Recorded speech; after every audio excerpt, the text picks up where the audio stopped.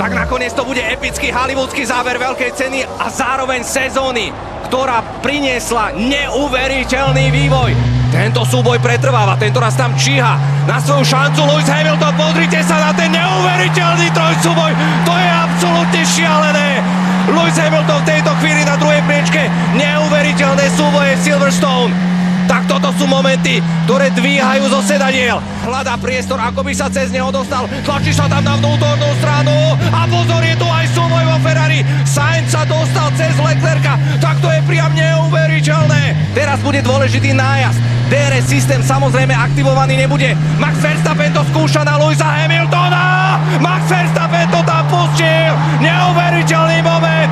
Tribúny burácajú. Šokujúci priebeh, ktorého sme boli svedkami. Neuveriteľná bitka na trati, ale aj v zákulisí. Ročník a záver, o ktorom sa bude hovoriť ešte 10 ročia. Toto je Formula 1.